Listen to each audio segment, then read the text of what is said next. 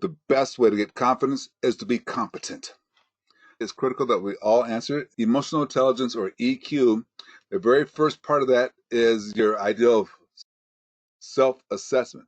What value do you bring to the table? Who are you as a supervisor, as a leader?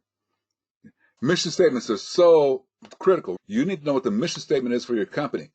Do you have a vision for the future? I'm going to challenge you to go a little bit deeper than that still. My mission is to serve the low-income population, especially those families with kids with medical conditions. You just can't say I want to be rich. Every participant in the workshop will get a copy of this book. Begin with the end in mind. Seek first to understand, then to be understood. Sharpen the saw. I'm not kidding you. You'd be so surprised how 15 minutes, 5 nights a week, within a couple weeks, you know more than 90% of the group. By the way, if you think just because I'm in front doing all the talking that I get an A on this type of work, I do not. So I like this class because it reminds me, okay, you didn't do that? You didn't do that to your team last night or last week when you're first coming on board. I have found that you can do this to help this goal for you as well. Here's one, though, that we miss that is maybe the most powerful one. Your clerical staff. If you want to know all about me and want to know how I handle, talk to my assistant. What motivates you and your job? What can I do to help you do your job better? What can I do to help you make your job more efficient? How are you doing?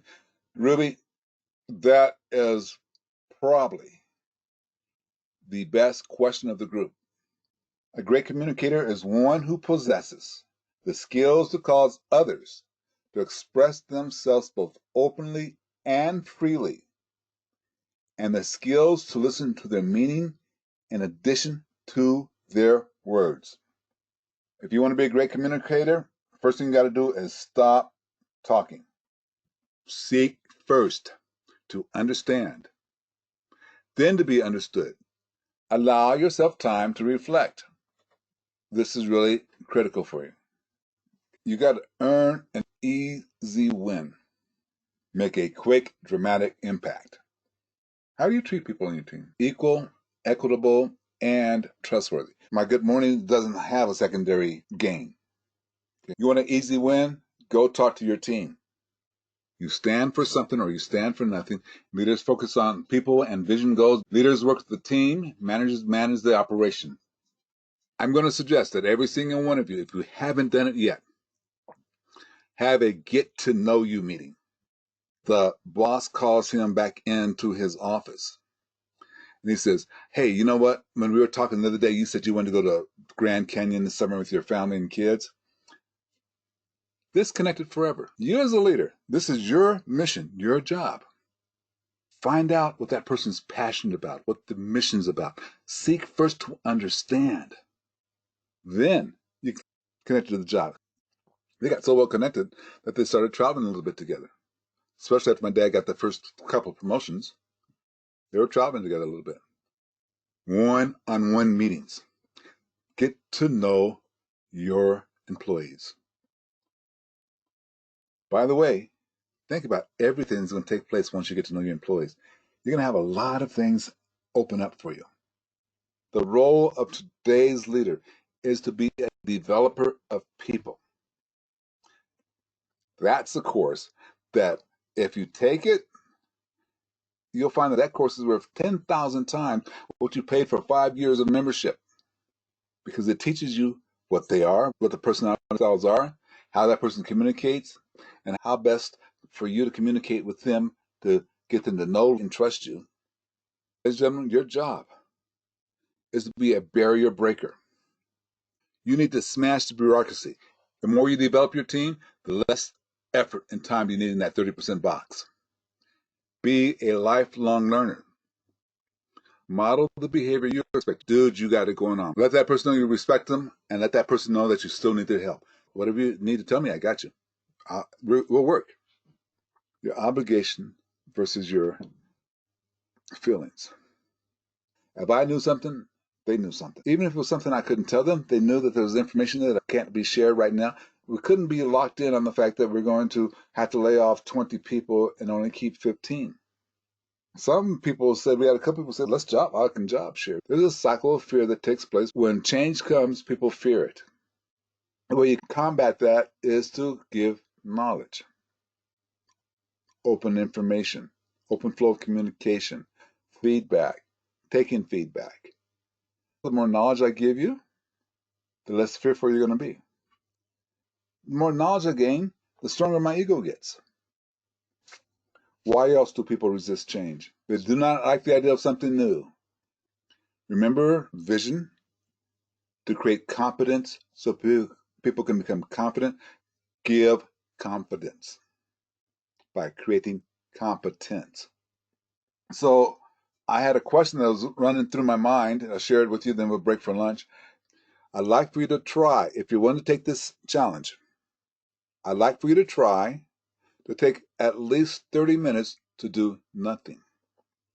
Yeah, we want to get our strengths stronger. We want to be able to operate from a place of strength. But this is the work that you need to do. This goes back to emotional intelligence and self-regulation.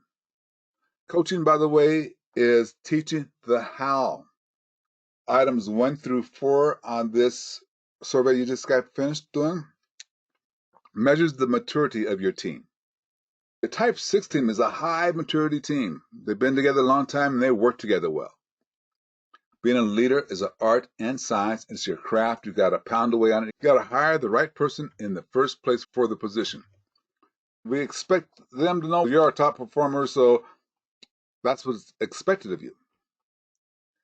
Top performers like to be challenged. Provide them the mentor. I'm going to keep my top performers by giving them some challenges, providing them with a mentor, and also giving them some responsibility. Jill, you really know this job really well. We got a new person coming on board. I'm going to give you the responsibility to bring that person up, bring that person along, get them up to speed. Make sure they're getting the right grades in classes, or taking the right classes and showing up. They're under your wings. Every day, Jill, you're going to bring them up. Jill, you have the responsibility of getting this report done on time. It's your responsibility. Show them the next level, right? Show them the path for advancement.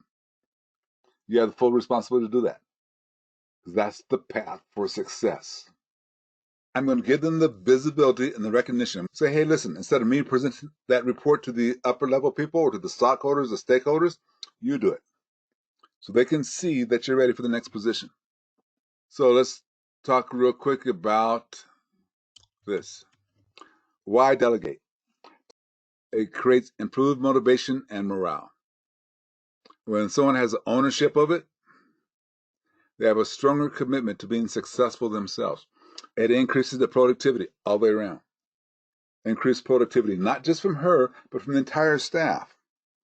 More evenly distributed work. When you get someone to that level of delegation, they're doing the job really well, and they take care of it and say, hey, this was done. This is what I'm delegating to you. Set a clear objective. Robert, I'm going to delegate this to you. What it is that you're going to sit in on the Wednesday meeting and make complete notes so that you can share them with the team on Thursday. Your level of authority here is you can sit in on these meetings and take all the notes necessary and answer for me. You always had some great ideas. That's why I picked you for it. You're going to gain visibility. You always said you're just ready to retire, but you want to get promoted. Robert scored 86%, which of course is passing by. I said Robert scored 86%. He has his process down. I'm writing it down really and making sure I have it recorded for his sake and for my sake, because if he ever gets to the point to say, I wasn't trained. Robert will never reach 100% if you're holding his hand. You got to let go. If you let go at 80%, he's got it, and he'll start putting in his own flavor to it. Find out what they're passionate about and find ways to tie it to the job. Satisfaction and pride in the work comes from meeting or exceeding goals. Setting goals helps you keep a positive mental attitude. What are you passionate about? In your own mind, write down for yourself, not in the question box, no place else, but for yourself, what are you passionate about? Aaron, you dress professionally for work every day. I need for you to start coming to work on time every day. Let them know that you heard them. Seriously listen. The most critical one word in this is a transition. That one word can only be. It cannot be but, however, yet. It has to be the word and. What do you want them to do? I challenge each and every single one of you to do this today to somebody. In a non-pressure situation, do it today and watch the results. If I'm going to terminate anybody, I'm going to do the best I can to make sure I have a witness, especially when the opposite sex are involved, especially when it could escalate. Please respect the employee's privacy. Keep it calm, cool, and collected. Remember, I was 14 seconds late from break, so that means I owe you 3 more minutes of conversation. You write communication differently for a C-level person in the organization than you do for an entry-level person or a person who mid-level manager. What you write will come back to you. If you pay attention to people's head and neck, how it's either cocked or crooked or hunched up, it gives you some clue that there might be something going on. Once you go past 12 feet, you're going to have a problem. Once you get inside of 12 feet, you're going to have a problem. So crucial in a leader's communication that you have a firm understanding of that. Thank you very much, Jacqueline. I know you had a tough time getting started with your computer and everything. Thank you very much for all your efforts.